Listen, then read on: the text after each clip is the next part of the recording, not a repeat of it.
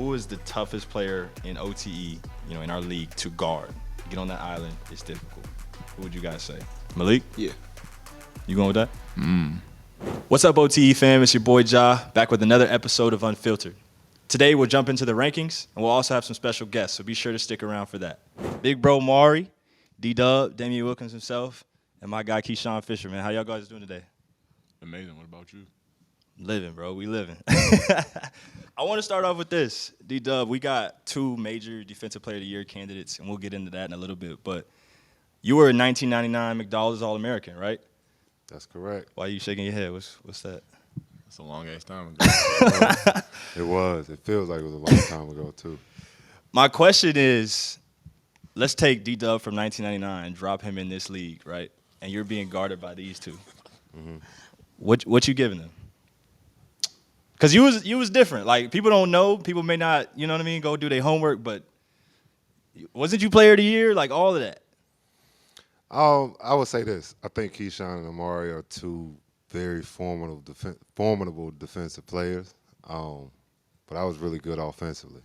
So, I've seen guys who I feel like, quite frankly, when I was in high school, couldn't do what they do against both of these guys before. So, honestly speaking, I don't think they would have been able to do anything with me in high school. It would have been, they would have competed because they have a competitive nature about them that I both respect and love.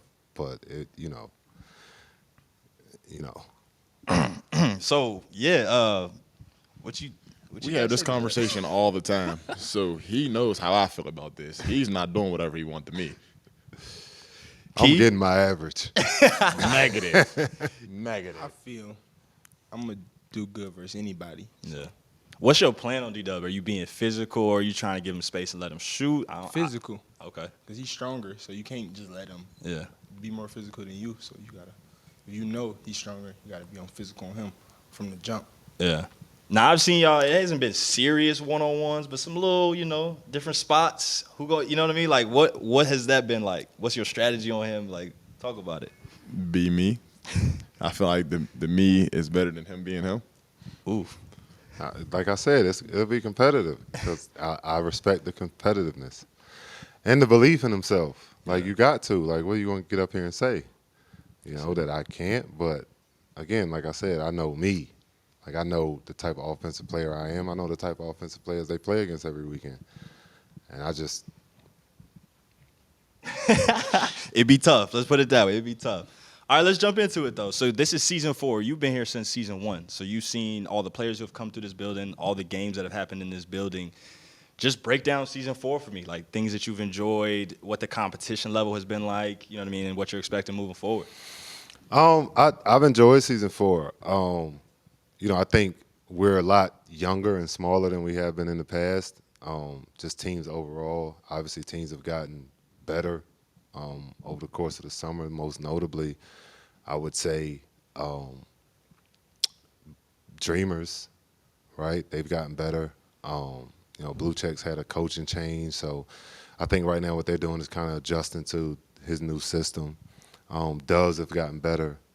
And then our teams here internally, they are learning each other. It's like basically a whole crop of new guys trying to learn each other, trying to learn how we play the game here at OTE and what our coaching staff, play development staff expects.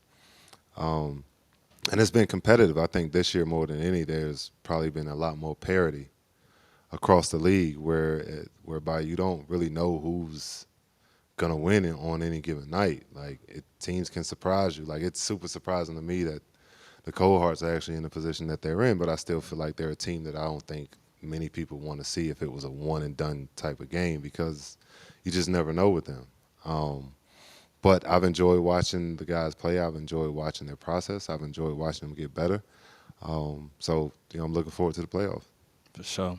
Is there a specific team you've enjoyed watching most? I know 21 of the Reapers holds a special place in your heart, but you do a good job of staying neutral. So is there a specific team that you like, that's my favorite team to watch play basketball here? I would say it's two teams that, like, I really enjoy watching play, honestly. One would probably be the Cold Hearts.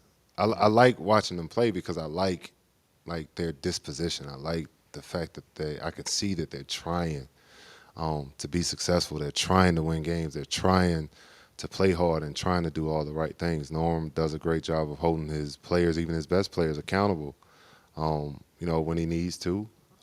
And, their attitude, they don't have a loser's mentality. Like, if they had a loser's mentality out there to match their record, then I wouldn't be talking about them. But I enjoy watching, them go out there and just try to play the games the right way. I enjoy watching Omari and his process. I enjoy watching him just have grow throughout the season. Kai Rogers, I think, is the best offensive big in our league. So I like watching him play. And then I like watching the Dreamers play because they just play the game the right way. Like, they got ball movement, they got man movement. Everyone on the team knows their role from top to bottom. They play a lot of egoless basketball, and they just, they get under your skin. They play hard on offense. They play hard on defense. And I say it all the time. If you walked in their locker room and asked every player on that team who the best player on their team was, everybody going to point to Eli. Yeah. Like, I don't know if every team in our league would do that. So I would say those are two teams that I enjoy watching. But I also enjoy watching our league. Obviously, I enjoy watching my son play. That's my son. Yeah. Like, I enjoy watching him play. And the time that he gets out there, RWE, I just like how competitive that they are. Like, those guys, it's almost a fight every night when they play. And I like that. I love Taylor Kinney. I love the dynamic that he brings. Obviously, Keyshawn affects a lot of things defensively, and one of those hybrid guys that you don't even have to run plays for, and he's always somehow in the mix, much like Amari was last year with the Reaper. So, yeah. Nah, for sure. I'll open it up to you guys, too. Obviously, let's take your team out of it. You can't say RWE, you can't say Reapers. Is there another team in this league that, obviously, you guys watch a lot of these games, you like watching the most, enjoy their brand of basketball? I mean, D-Dub said it the best. The Dreamers, they're just unselfish. Like, everyone on the team know who the best player is, so you know where the ball's going 95% of the time. So I feel like that's good basketball, and I feel like that's how the game should be played. Nah, for sure. I would say the Reapers because they do something that we're not too good at, which is rebound, and it's like we can kind of learn from it as watching them. So I say the Reapers. All right.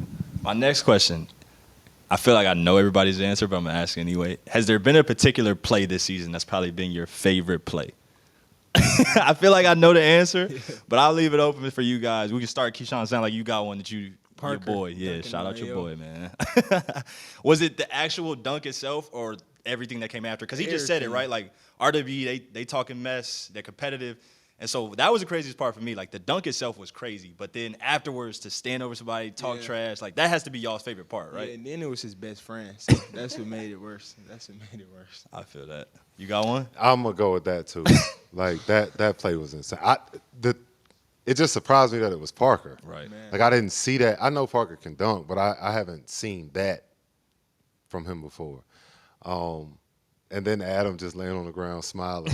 Like, I was like, bro, what are you laughing at? But it just speaks to both of those guys and their personalities and who they are ultimately, and their friendship and the respect that they have for each other. So it's funny that, like, a tech didn't get called for that, but I've seen techs get called upstairs on multiple occasions for far less.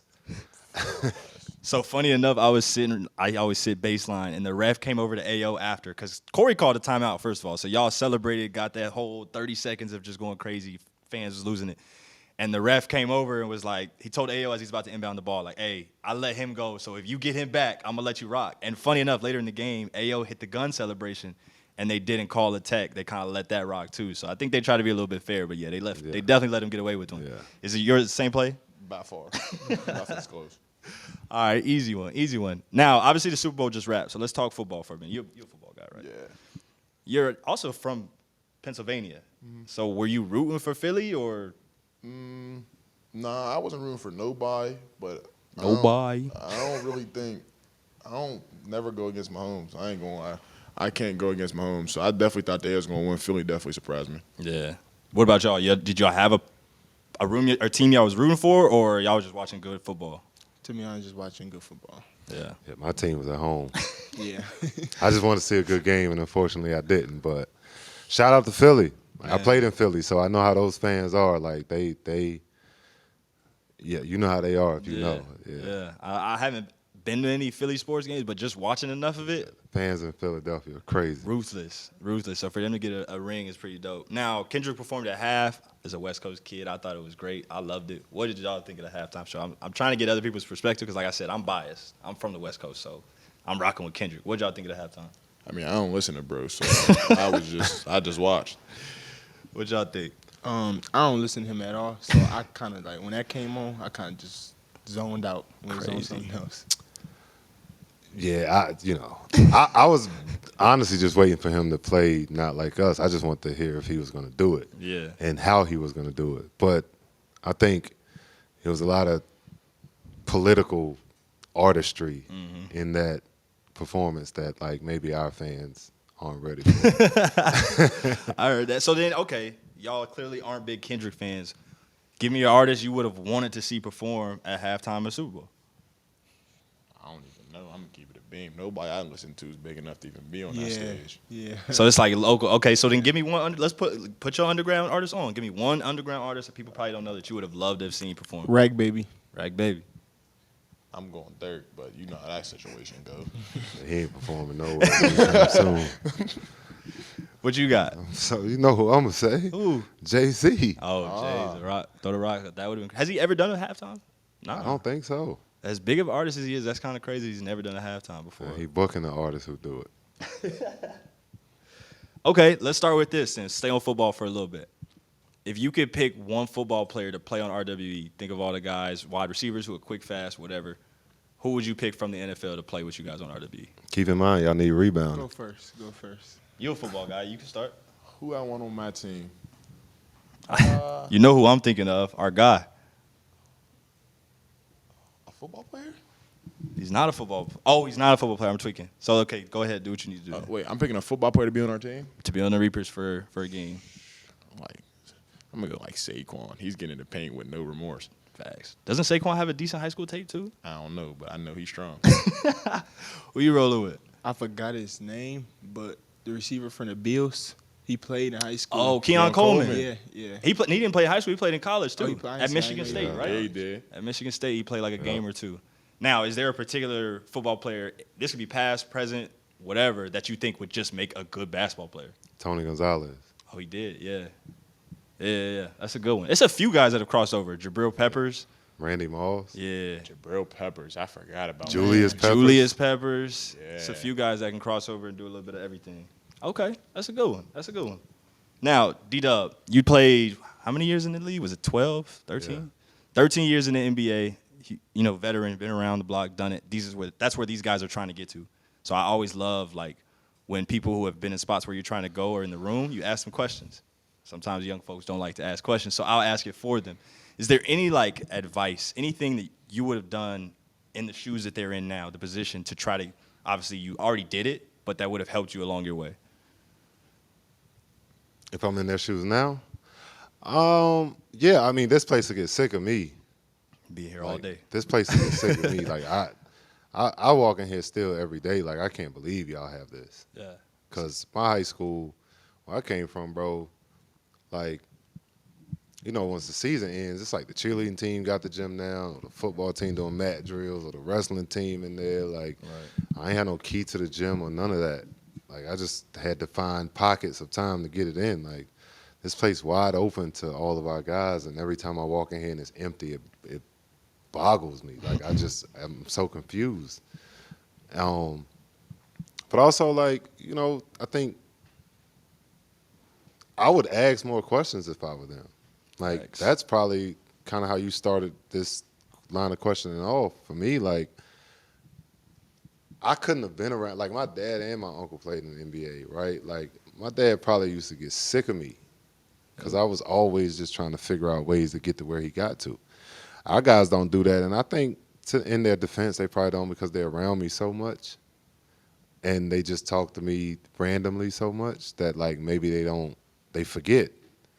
You know, like, I forget sometimes. Yeah. So I can't even blame them if they do. But I would just ask more questions. I would be, trying to pick my brain as much as I could, like if I was them, because I'm like, you did it. Yeah. Like you were McDonald's All-American. You were one of the top players in the country in high school. You played in the NBA. You played overseas too. Like, what did you do?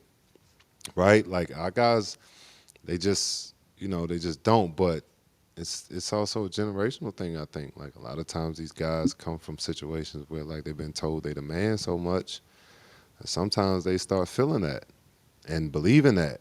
And it's like, well, I made it, or I got it already, or I know everything already. And it's like one of the smartest things you can tell yourself is that you don't know everything. Like that's, to me, like one of the things that I wish, because I'm always open to have those conversations with them. So I wish our guys would take advantage of, what some of our outside guys on our affiliate teams take advantage of. Yeah. Like I get calls I talk to Eli Ellis probably twice a week. Like, and we just talk basketball and breaking down film on FaceTime, like all type of stuff. Like I can't say no to him because he's wanting to learn and get better, and I appreciate that about him. And it's like, if other guys took advantage of that, they just never know what type of knowledge they could get. And even if I don't know the answer, I know I have the resources to go find it. Right. And like the thing for me is it doesn't have to be some crazy, profound question about how you got where. Like it's simple stuff. There was a clip of Dalton Connect asking JJ Redick, like, "Yo, what's your pregame shooting routine when you were in the NBA?" And he taught him through it. He walked him through it, and that's now his pregame shooting routine. Do you guys have a question for D-Dub? Since obviously you just heard him speak. Doesn't have to be anything crazy, but do you guys have any questions for him, anything like that? I mean, I feel like I talk to D-Dub just as much as anybody in here. So, like, I feel like I'm comfortable enough for him to ask him questions at any time. Like, if I don't feel right about something, I'll come to him, ask him, and he'll give me the advice I need. Okay. I do got a question. I was gonna ask, what was your biggest wake up call when you got to the league? Good question. Day one, actually, when I first got there, I was playing for Seattle at the time, who is now, as you know, OKC. I walked in the gym. There was two things that happened that day that kind of woke me up. I walked in the gym, and Ray Allen was in the weight room with his shirt off, lifting, like almost in a full sweat. And I'm like thinking I'm early. I walk up to him. I was like, "What's up, Ray? I'm Damien. I'm rookie." Da da da. He said, "I know who you are." He said, "How about this though, young fella? Tomorrow, don't let me beat you in here." And I was like, "Nice to meet you too." And then that same day, we go out for our first, like, it wasn't even practice because it was in the summer, so it was training camp, or we were gearing up for training camp. Right. And I was having like a great day, like scoring everything, like, and Ray Allen was guarding me, so I'm trying to go at him because I'm like, if I go at him, then I'm good on the team. Right. And after that, after practice, Nate McMillan walked up to me, who was our head coach at the time, and he was like, "How you feel about your day?" And I was like, "I felt like I had a great day. Like, I don't know about these other rookies in here, but I played well." And he was like, "Yeah, but I don't need you to do what you did today." And I was like, "What do you mean?" He was like, "I need you to guard the ball. I need you to defend and rebound.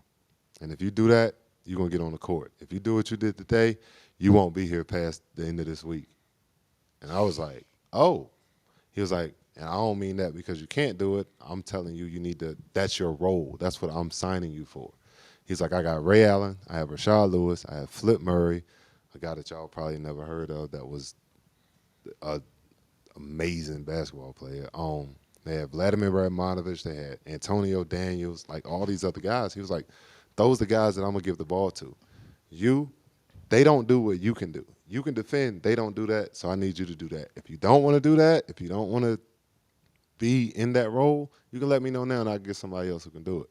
And I was like, "Nah, shoot, you want me to guard, I guard." Like, say no more. So the next day, I was focused on, and beyond that, I was focused on playing defense. And ironically, what happens is focusing on that got me more minutes on the court, which actually got me more shot opportunities, more scoring opportunities because I was on the floor. So I turned 8 minutes to 11 minutes, 11 minutes to 14 minutes, 14 minutes to 20 minutes. And then at the end of that year, in the playoffs, I was starting, like, against the Spurs. Like, so I say all that to say sometimes when we tell you guys about fitting in a role, it's not because we think less of you. It's because we know realistically what someone at the next level going to ask you to do. And if that's what you got to do to feed your family, that's what you're going to do. Heard that. So I'm going to start this next question with you two, and then I'll come to you on something similar but different. I think I know the answer, but who is the toughest player in OTE, in our league to guard? Get on that island, it's difficult. Who would you guys say? Leak. Malik? Yeah. You going with that? No, I ain't gonna say Lee because he on my team. I ain't gonna say Lee. But you guard him every day in practice. Yeah, so I'm not gonna go him though, just cause. Feel me?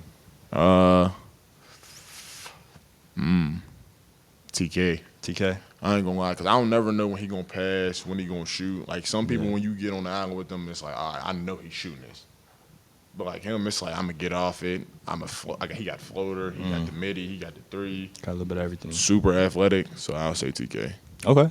So the way I'm gonna phrase it to you then is, who is the hardest guy you had to guard in the NBA? And I think you've told me this before, but I want to hear it one more time.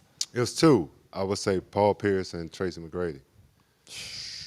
Why? I think people probably be surprised by Paul Pierce because they see him on TV now and They he's have like no some idea. older guy, They whatever. have no idea. Break it down. What's so That difficult dude, about guarding him? man, 'cause first of all, he was like he's a big dude. Yeah. You know what I'm saying? He's strong, and his change of pace, like you never know what speed he's gonna go, right? And he's not fast, but he has levels where he can be faster than what you might expect, and he'll break those speeds down in like 5 or 6 different speeds throughout a game or throughout a move or throughout a possession, and it's just hard to catch what he's gonna do. Like he played with his shoulders, so once he hit you and you going backwards, he's just shooting over you like he was confident. He didn't have any weaknesses. And T-Mac. He was KD before KD. Like, and I had to guard that dude like as early in my career. Like he used to give me fits. Like he used to give me fits, bro. Like there's actually a clip of T-Mac like totally disrespecting me. Like, dude had me in a post and like went behind his back in front of me and shot like a turnaround, and I just fouled shit out of him. Like, bro, come on, man, my family here, bro. Like, but like that's just that's confidence and talent. Like, you talk about 6'10", could shoot, could dribble, could get to a spot, elevate over you. Like he had all of that. And he used to give me fits, bro. Now, another player I know you've guarded, and I think I know why you didn't put him on this list, but I want you to talk about him, obviously because he's just so great. Kobe, that's a player you played against multiple times while you was in the league.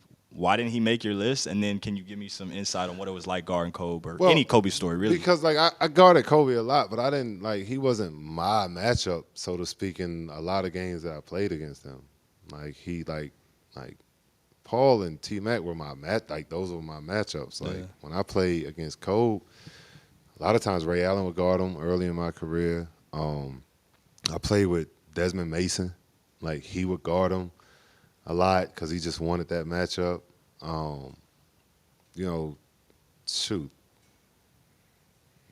Victor Oladipo, those guys would guard him. Thad Young would guard him. So, like, it wasn't. I think of it like as a guy who's just my matchup for that game. But I did have a lot of possessions guarding him, and Kobe is it's what you guys see. It's that times a million. Like, I've never guarded anyone that relentless. Yeah. Like Kobe can go 0 for 19, and he taking 19 more shots, and you know that going into the game because he has that will and that belief in himself. He's like, it's something wrong with the ball or the rim. It's not me. Like, that's his attitude. Like, it's almost like you ever guarded somebody in a game and somebody from your bench is yelling like, hey, that's good defense. Like, you don't ever want anybody to do that against Kobe because he hears that and it's like, I'm going to show you that that's not good enough defense for me. But he's just relentless, man. Him and Michael Jordan, they got their brains studied by, like, this dude studied their brain, this like scientist. And him and Michael Jordan actually have the same brain. Like, when I say that, I mean, like, they think like sociopaths, like serial killers. Like, they have the minds of serial killers. Like, that's their makeup in their mind. So when you talk about relentlessness and, like, Kobe want to destroy you So, like, yes, it was very difficult guarding him, but I never really had him for, like, a whole game as, like, my matchup. It was always, like, I just got switched on him for a few possessions, or I might start on him and then all of a sudden someone else is on him, like, because you want to throw multiple bodies at him. So that's why I don't not put him in on that list because he's not great. He is. Like, he's one of the probably the best offensive player I've ever played against. But it's those two guys, those were my matchups. Nah, I got you. So let's go this way. Let's go current NBA. And I'll stay with you, and then I want you guys to answer this as well. Is there an NBA team currently that you would want to play on, and why? And you can go any direction with that. Hey, I'd fit, or they about to get another ring. You know what I mean? And you just want a ring. Whatever you think. Why would you want to play on that NBA team?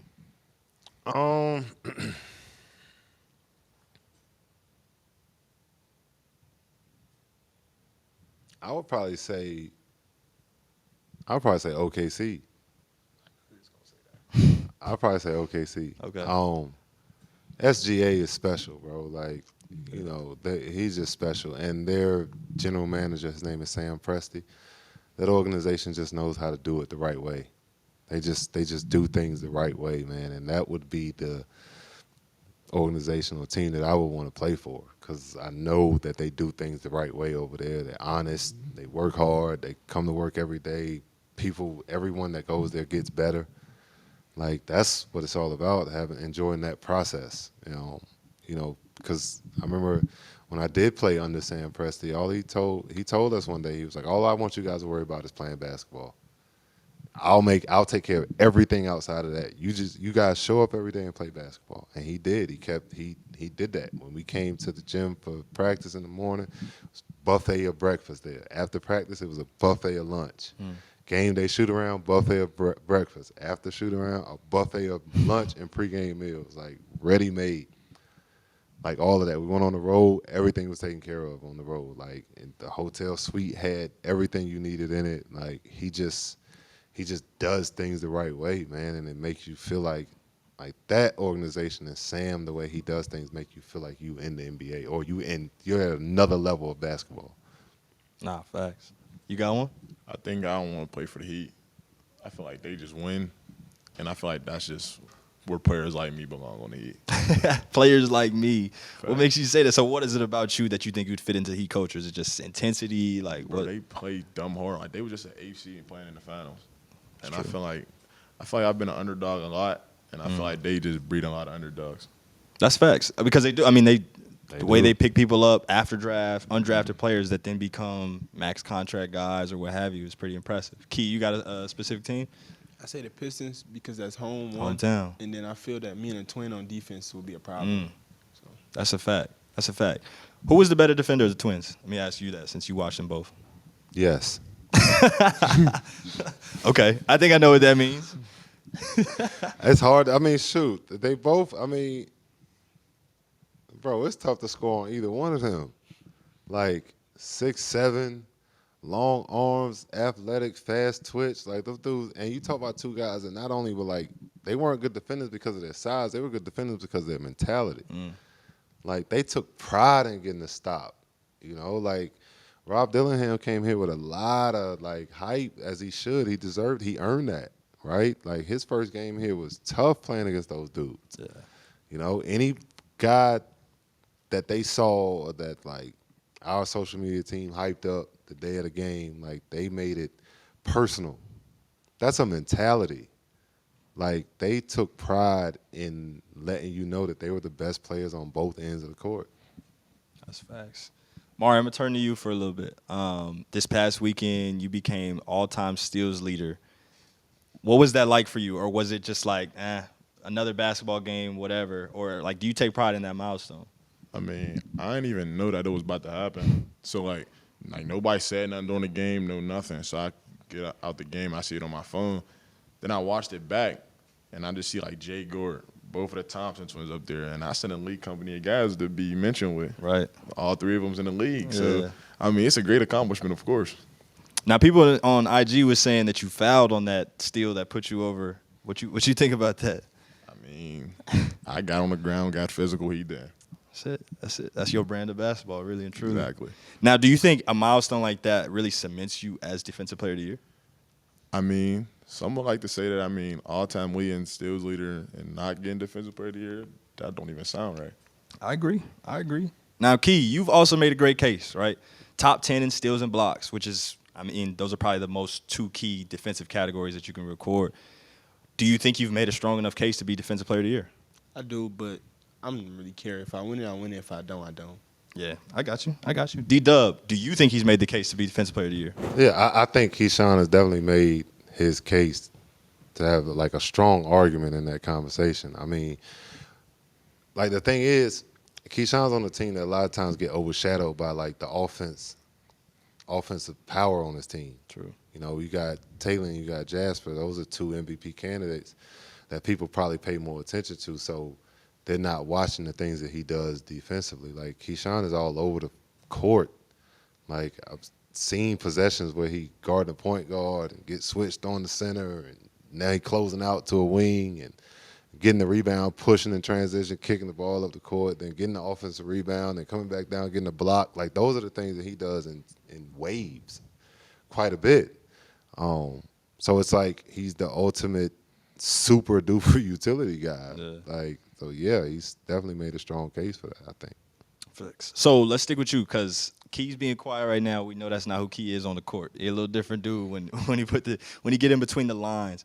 And both of these guys are intense defenders, do a little bit of everything on the court. Do you have NBA comps for these guys just based on personality, play style, all of those different kind of things that you can factor in? Man, I haven't thought much about that. I would say, man,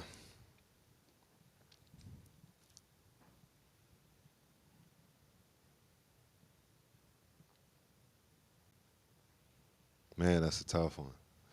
I think Keyshawn can be like Wes Matthews. I think he can actually. I think he has the potential, if he wanted to be a better version of that. Yeah. No, that's just the name that comes to my first thought that came to my head because I just recently saw him. But he is that. Like, that's, you know, his makeup so far. I think Amari. You want to know my comp for Maury? Funny enough, people ask me, like, you know, who's a guy who you think at OTE will just have a long NBA career? To me, it's Maury. And the reason is because he reminds me of somebody like P.J. Tucker, who everywhere he goes is a consummate winner. Guards the best player regardless of how much bigger. You know what I mean? I remember him guarding KD in different series. I was going to say Shane Battier or P.J. Tucker. Okay. Like, Amari but Amari to me, even like I said for Keyshawn, I think Amari can be even better. You know, like he's going to take some time, you know, obviously when he gets to school and the rest of this year to polish up some things offensively. But shoot, if you really don't have to do too much when you can make open shots. If you can make open shots, you don't really have to have, you know, super duper handle like and all of that stuff, or, you know, creating offense for people and all of that. Like that takes work. Like, oh shoot, if I could do less and still be productive, like Right. why wouldn't I want to do that? Right. Like people think that's another thing too, to, you know, to add to it. People think, you know, they like, man, I want to do the things that KD does. Like, it's not easy doing that every night, bro. Like, why would you want that burden? Especially if you're not as good as that. But, like, it takes a special talent to even be that. So it's like Amari and Keyshawn both, like, has the game and the makeup to be able to play and be efficient at that level if they really wanted to. And I agree with you. I do think Amari has – right now, in terms of guys that we have here, has the ability to have a long NBA career for those reasons. Yeah. Now we've danced around it a little bit, but let's get into it. Who's your Defensive Player of the Year for this season? In my conversations that I've had about Defensive Player of the Year, I put Keyshawn, I put Amari. Isaac is in the conversation, and I put Kai Rogers. Who would be my Defensive Player of the Year? I mean, that's a tough one because I can look at all four of those guys and make a case for them. If I had to choose one, like, and my life is on the line, or not even my life, I'll say this. If I need somebody to get a stop, right? Like if I'm like, hey, like you subbing for me and you got to go out there and get a stop. Like when I'm talking about heart, pride, all of that, I'm probably going to go with one of these two guys and I can't go wrong with that. Yeah. Like, but I would vote Kyle Rogers. And I say that because Cohars has the least amount of points in the paint in terms of like defensively to any team in the league. Despite their record, no one has as many points in the paint as all the other teams. Like Cohorts have they've been defensive points in the paint. They lead the league in that. That's a great stat. Kyle Rogers lead the league in block shots. That's a great stat. I can't argue with that one. I can't argue with that one. I mean, that's an indicator of like he's the main reason that his team. Yeah. You know, but again, if I'm making a case for Isaac, his team is the number one team in the league, and they're the number one. Well, according to him, they're the number one defensive team in the league. I don't even know if that stat is true. It may be. Right. But his team is the number one defensive team in the league. They're the number one team in the league. I've seen guys get off on him. I've seen guys get off on Amari. I've seen guys get off on Keyshawn. Like, it's a really tough vote. Like, this is a tough one. It is. But I can make a case for all four of those guys to be Defensive Player of the Year, and I mean that respectfully. Like, I don't have no dog in the fight for that. Like, I just, unbiasedly speaking, I can make a case for all four of those guys. I can make a case for Isaac as being the Defensive Player of the Year, and it'd be valid. I can make a case for Amari being Defensive Player of the Year. He's the all-time steals leader here. Like, you can argue that he might be the third best defender in our league history behind the Twins. Right. You know, like Keyshawn does so much on the court that I don't even think people pay attention to because they're not watching it with a true basketball lens. Yeah. So unless you're watching it from a true basketball lens, you wouldn't even know how effective he is out there on the court. Even on days that he's not playing a whole lot, his impact on the game should suggest that like he has Defensive Player of the Year written all over him. So it's not one of those things that I can sit up here and easily say to you, like, this is my guy, this is my guy, this is my guy. I'll make an argument for Kyle Rogers as well because of those stats. But, like, he's quiet with it. Mm-hmm. But those numbers aren't. Yeah. No, that's a good argument. You made a great case. And voting is open. You'll find out February 19th who won all these awards.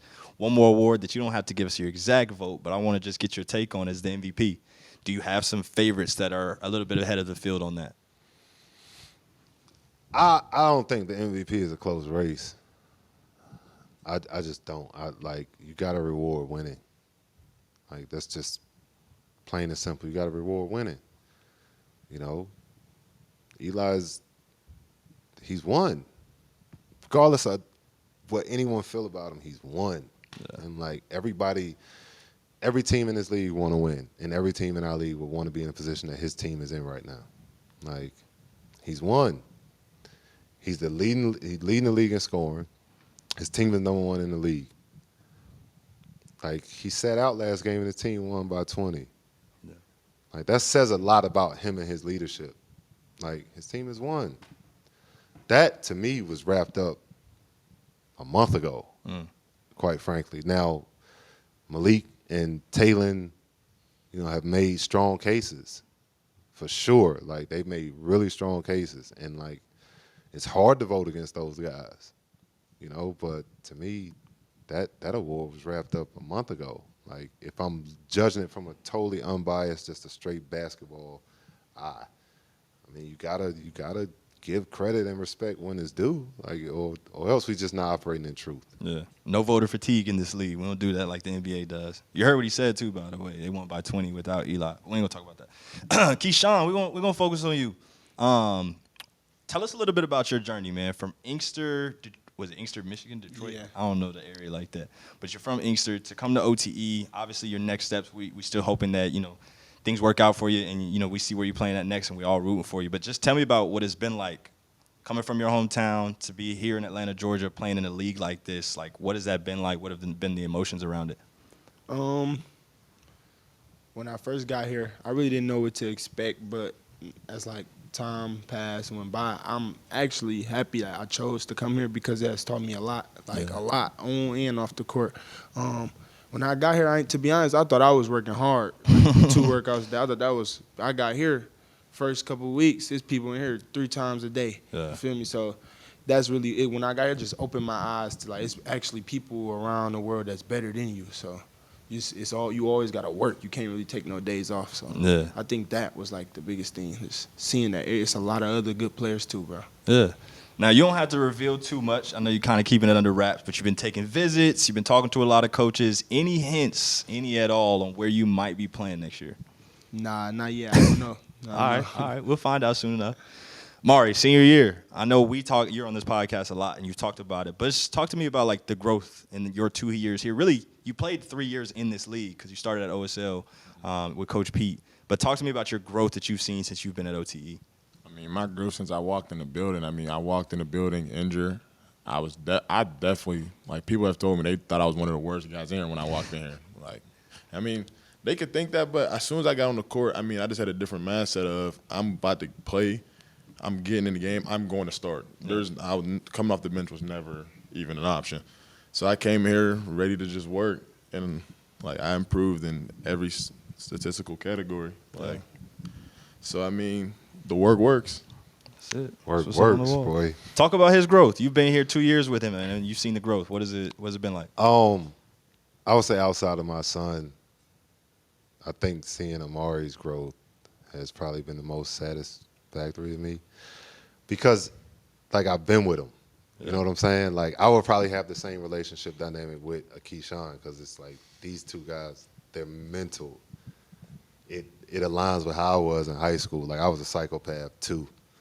You know what I'm saying? I was a little nuts when I got on the court, just like these 2 guys. So I understand them.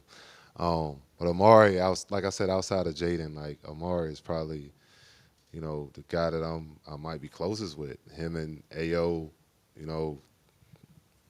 Keyshawn on the island a little bit. He like to do his own thing. I always call him a loner. And we got on the court yesterday. Yesterday? Yeah. Yeah, for the first time this year, and that was really dope. I was damn, I'm thinking to myself while I'm rebounding for him, man, I wish we would have done this earlier this year. But anyway, Amari is probably I'm closest to him and Adam outside of my son. And I'm really proud of just how his perseverance. You talk about a guy that's come from,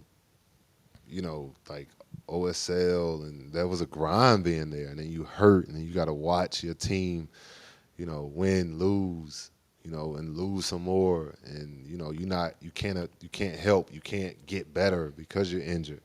And then he came here, like he said, there was people that didn't think he even deserved to be here, and just seeing his dedication and his everyday. It was just every day. He had the confidence to believe in himself every single day and go out there and turn himself into who he is now. I'm excited about what 3 years from now Amari is going to look like. 2 years from now Amari is going to look like. That's why I gravitate towards him so much. I feel like he's like my second son here. Yeah. Because we talk a lot, like he said earlier. We talk a lot. We have a lot of conversations, that's personal. And, I tell Amari the truth. He tell me the truth. And that's our relationship, I think, is fostered on a lot of respect and admiration. And I know he's done his homework on me, too. So I think, he sees his path being similar. Mine wasn't easy. I played all that time in the league, but getting there, shit, it was rough. Right. It was times where I probably wanted to be man, maybe I should try something else. So I just feel like we have this similar life path that's brought us closer together, and I can also see the same thing in Keyshawn as well. When I just watch him and the more I'm around him, Nah, that's dope. Do you 2 have a favorite memory here at OTE? It can be basketball. It could be, we do a lot of stuff outside of this building and all over the community and stuff like that. But do you guys have a favorite memory? It could be something at the Flats, Steelworks, whatever. You're wild and saying but Flats is crazy. my favorite memory at OT was definitely winning the championship. I don't think there's been no feeling like that since I've been here. That's fair. Winning the championship, just like I'm on top of everybody. Like that's how I feel. Okay. Do you think? And I mean, obviously this has happened. Let's say y'all go back to back. Which one would be better for you? And I know this hasn't happened yet. We don't know, but which one would mean more? It's hard to forget your first. You feel me? But it's also senior year though. But like, yeah. So I your mean, last one, you know what I mean? But your first? You feel You me? think about this. Your first, everything you remember. Think about this though, like the first one, I was really like, it was just like, damn, like, but I feel like the second time it's gonna be all right. I felt this feeling before. It's like, and you going out. It's basically like almost like if a player said, "Hey, I'm retiring at the end of the season," and then won a ring. Like, I wouldn't say that's automatically your favorite, but it got to go up there because it just got to mean a little more to go out on top. But coming in the way he came in, Yeah. and then getting that one in his first year, I guess we'll cross that bridge when we get to it. Okay, Yeah. but for now, last year's championship is your favorite memory. What about you? We went to the Bahamas. Oh, That was yeah. my first time out the country. So What'd y'all do down there? I didn't go with you. it was like water slides. There was a lot of water slides and all that stuff. So we was doing that a lot, and then jet skiing. Y'all didn't get to go to the Bahamas? We went to Vegas. Went to Vegas. Do you guys have any advice for players that are coming into OTE, right? Like you guys both are probably going to be gone next year. There'll be a whole new batch of new players. Any advice for these guys? Be ready to work. That's all. As long as you come ready to work, you'll get everything you're supposed to. Key? What he said. Yeah. What about you? I can't. That. But then be open-minded to and receptive to feedback. Like that would be the one thing I would say too. Like anyone that's coming here, what camera I'm looking at? I'm gonna go ahead and talk to camera. Anybody that's coming here to OTE, like this isn't your high school that you came from. Like you're gonna be in a kennel with dogs who are just as good as you or better, right? So like with that being said, you're gonna learn. You got to learn quickly how to be a good teammate. You got to learn immediately what it takes to give effort every single day out there on the court because it's going to be challenging. And then also you got to understand and accept your role as a player here to be successful. And I think most of the guys that's come here and they've done those three things are the most successful guys that we've had come out of here. It's not going to be easy every day, and this place isn't for everyone. But if you come here and work your butt off every day and you appreciate everything that like we offer here and be receptive to someone telling you that you don't know it all, you'll be fine. Straight like that. Key, 2 big matchups coming this weekend, right? Last weekend of the season. Obviously, these matchups mean a lot for you guys seeding-wise, too. You're number 2, which means that you get the double bye, which I know we've talked about on here before, and it's huge for teams going into the playoffs to be able to sit for a little while. Lost the second seed. For now.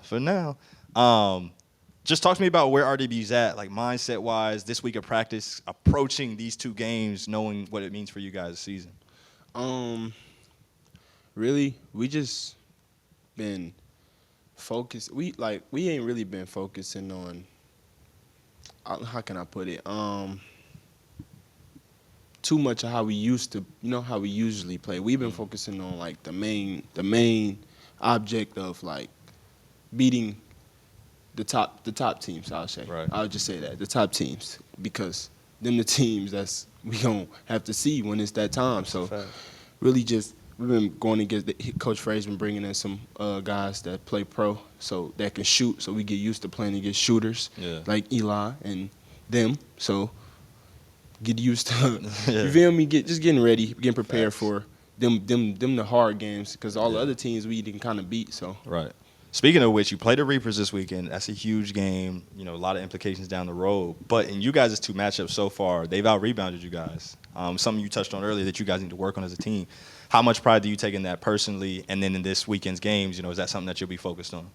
Me personally, I try to go get like 7 rebounds a night. But it's even more important this week because both teams do a good job at offensive rebounding. So in practice, that's what we've been low-key focusing on as well, boxing out a lot. Boxing out like bigger defenders, just working for real, ready. Yeah. Now, tough loss this weekend against the Dreamerz. We saw you go down in that game. First of all, how you feeling? You doing all right? I feel great.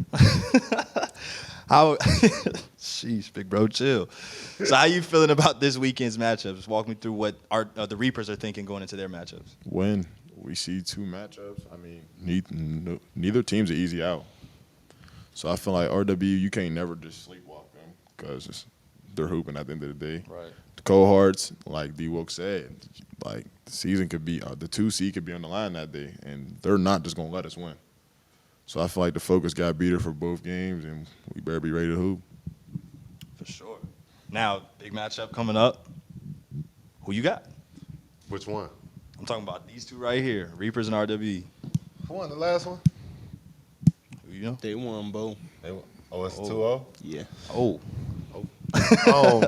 I would say this, like, if I'm the Reapers, I can't wait to play, based on what my last outing, how that went, Right.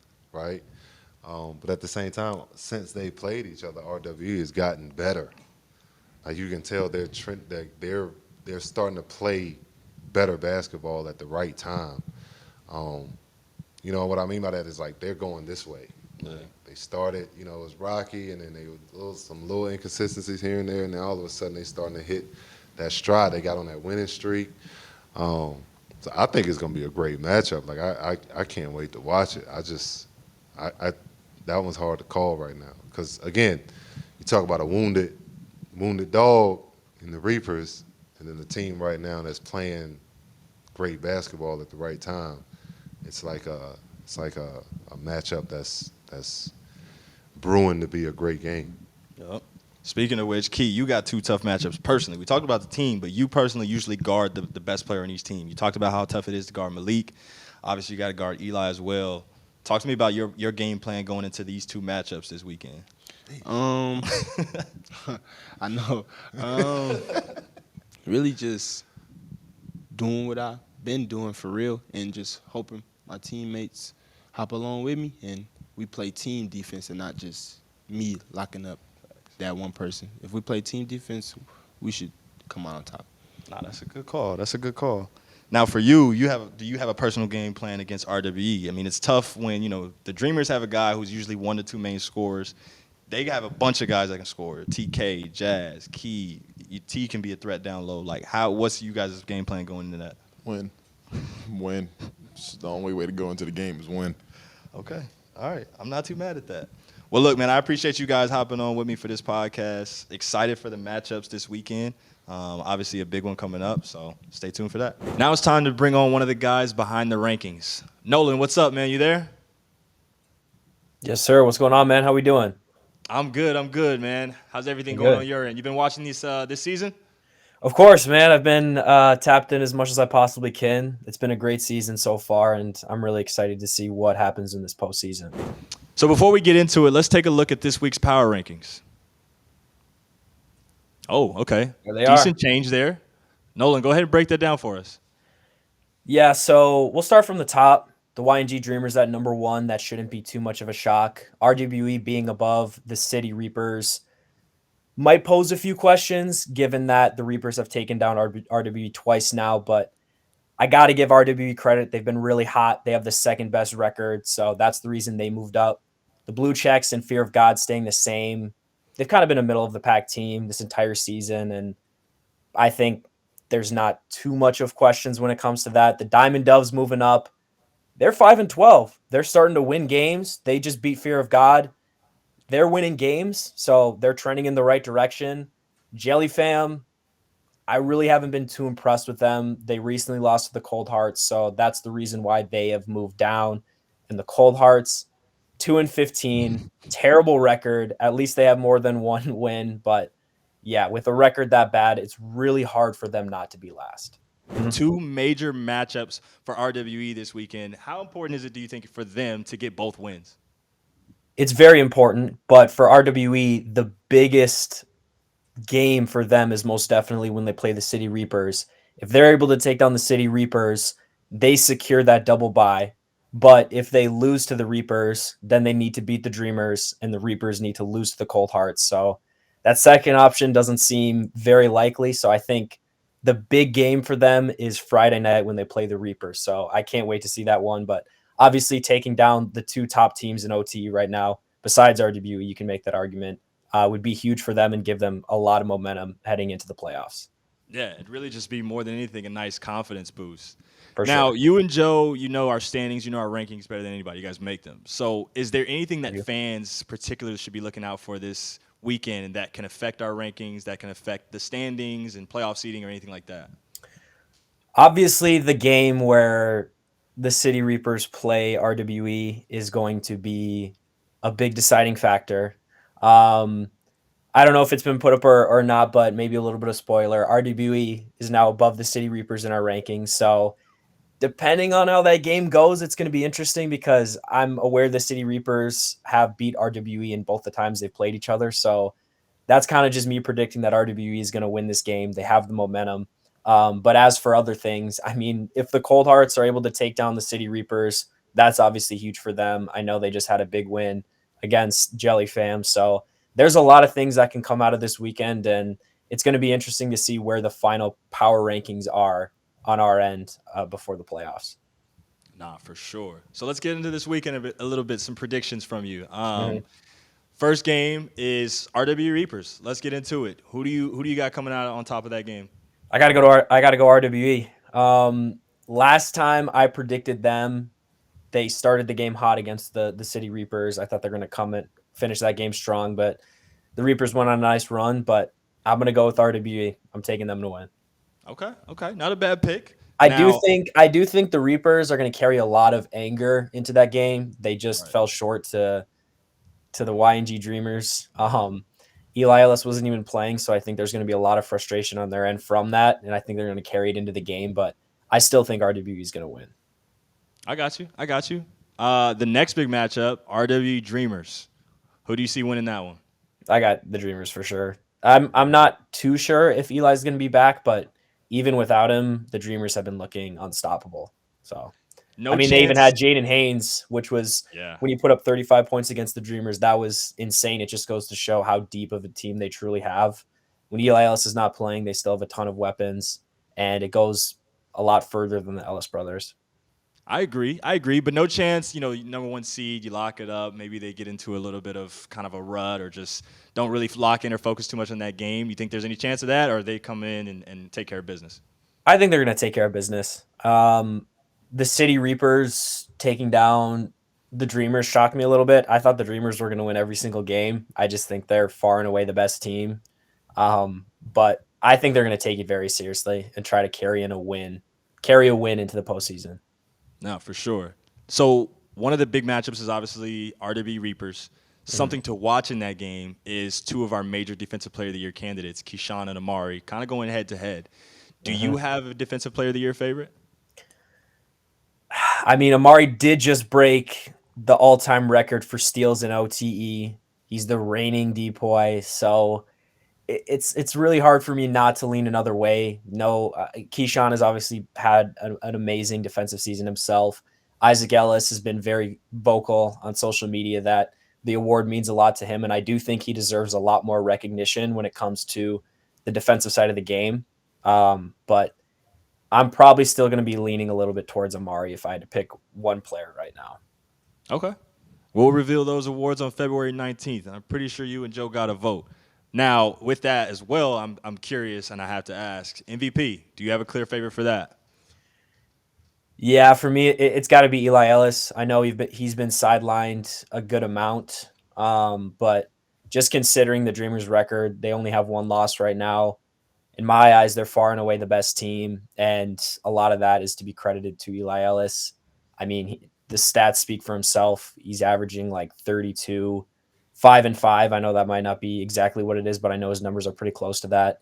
And yeah, after recently taking down the City Reapers again, it makes it tough because like the last time the City Reapers have lost now twice to the YNG Dreamerz, and earlier on in the season, there sort of was a little bit of questioning where it's like, okay, the YNG Dreamerz weren't able to beat the Dreamers, or the YNG Dreamerz, excuse me, weren't able to beat the City Reapers, and it kind of made me lean a little bit towards Malik. But after Eli and Malik went head to head, Eli won that matchup and had a better game. That's kind of the deciding factor for me.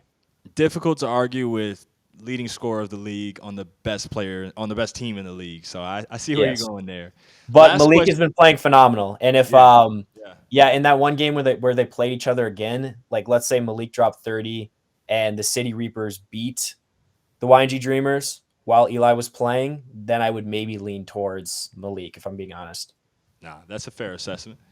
Last question for you, then I'll let you go. Is there a team that we're heading into this playoffs that's not necessarily, a top half team in the rankings that you can foresee making a run? I think there's a few teams in that lower half. Every team in this league is really good, obviously. This is elite high school basketball. But is there a team in that bottom half of the rankings that you say that's not who you want to see come playoff time? I'm going to still go with the Cold Hearts. I really am. I really do not think their record speaks to how great of a team they truly are. They just do not know how to break a press. They fall apart down the final stretch. They're just not clutch whatsoever. But if they can figure that out, get their mental right, they're such a talented team where I most definitely could see them having a run. I totally agree. I think, and then obviously a win this past weekend, maybe they're getting back to their winning ways and kind of figuring it out. We'll see how this last weekend goes for them. But appreciate you stopping by, Nolan. We love the rankings. Thank you. And so appreciate you as always. Yes, sir. Appreciate you. Thanks for having me. Hey, thanks for watching the full video, fam. You a real one for that. For more videos from the best league out there, check out these videos here. And also, hit that subscribe button to never miss a video. We want to see who's really locked in the OTE.